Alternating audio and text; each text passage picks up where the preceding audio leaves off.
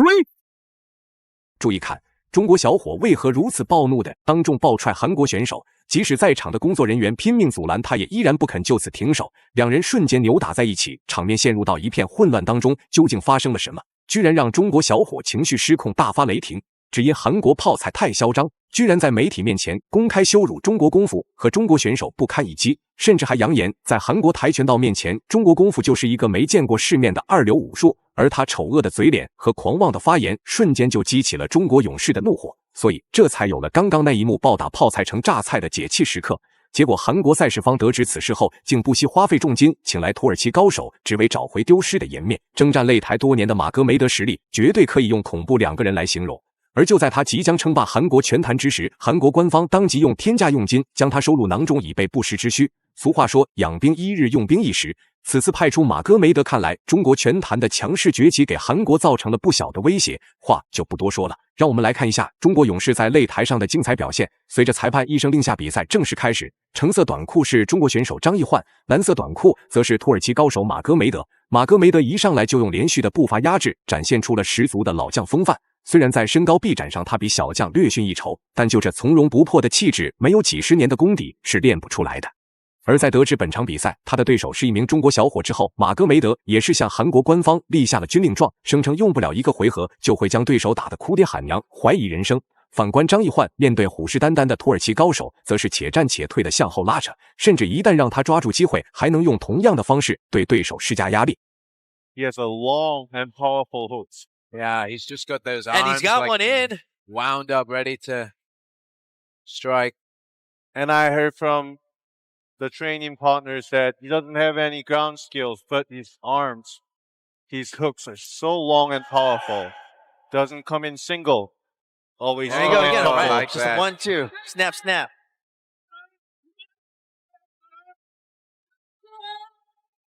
He kind of has to be careful when he kicks.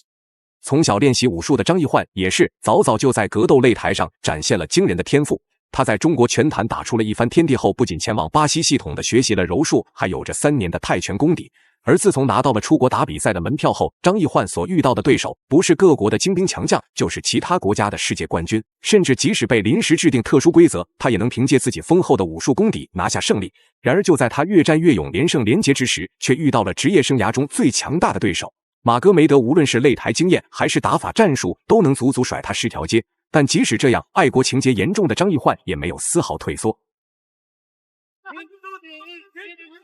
Abasov is charging for those hooks.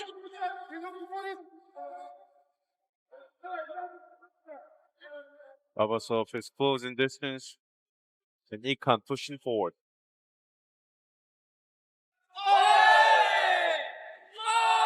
Wow, did you see that footwork? Yeah. Good body shot that connected with the left body kick.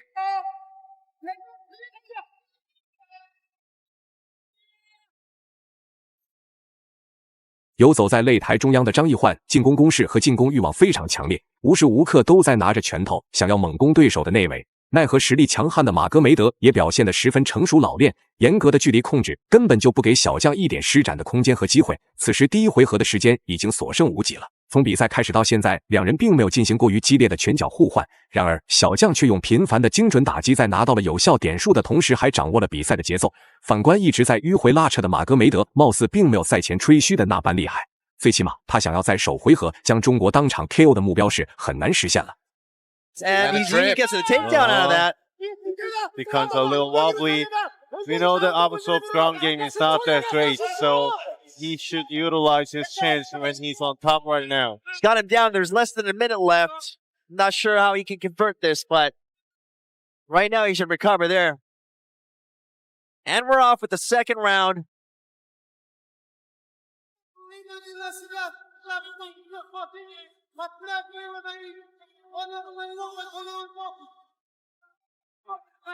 And wow.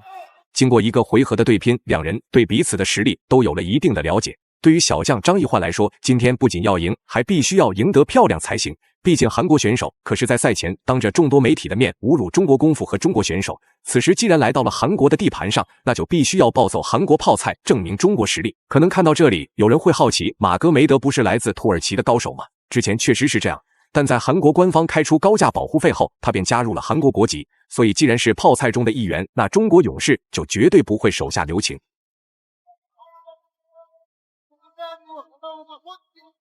Ikan's chasing, but Avasov is really dangerous in that distance, just like that.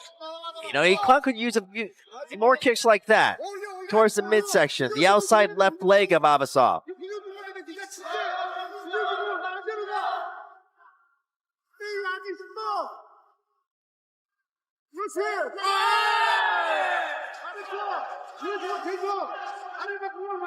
Ikan is not going for it too much. 比赛进行到这里，最终的结局已经非常明显了。高价雇佣兵马戈梅德根本就不是中国小将张奕焕的对手，不仅被全程压制就算了，甚至还吃到了不少的重拳砸击。而无论是地面缠斗还是站立对拼环节，马戈梅德都只有被强势压制的可能。只是不知道台下韩国赛事方的高管看到这一幕会作何感想呢？以为自己亮出了底盘就能天下无敌，却不知他们引以为傲的必杀技在爱国情节严重的中国勇士面前根本就不堪一击。如果没有特殊情况出现，那张奕焕基本上已经是胜券在握了。I think Iquan's key is just to keep coming with the kicks, those strong kicks. Eventually he's going to work Abasov down.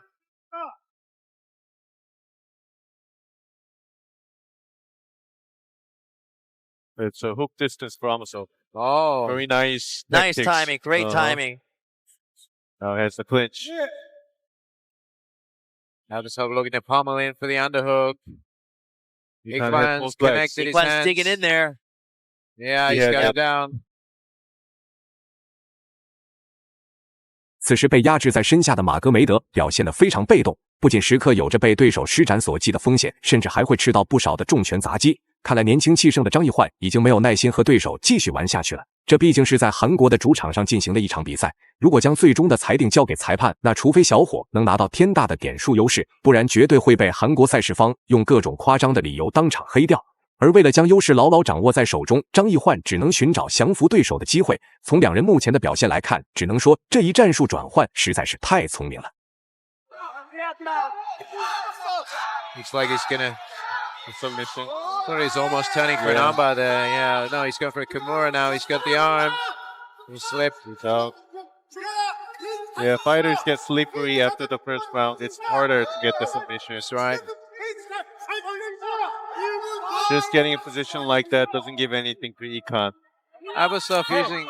I don't see the problem with him using the fence. You know, His pushing off toes, the fence yeah. with his feet. You can see that. All right, he's got the foam out right now. And he's 拿到了奇胜位的张奕焕没有任何手下留情的狂轰数百拳砸到对手的脑袋上。不过这土耳其高手也是真的顽强，即使就要被打成脑残，也绝不拍手主动投降认输。相信经过这场比赛以后，他肯定已经对中国选手产生阴影了。奈何既然他成为了韩国的一员，就要履行相应的责任与义务。眼看就要闹出人命一旁的裁判连忙上前终止比赛，不然这么打下去，丢的可是整个韩国拳坛的脸面。最终张奕焕成功在第二回合 KO 对手，拿下了比赛的胜利。以上就是本期视频的全部内容，大家觉得中国小伙张奕焕本场比赛的表现如何？欢迎在评论区留言讨论。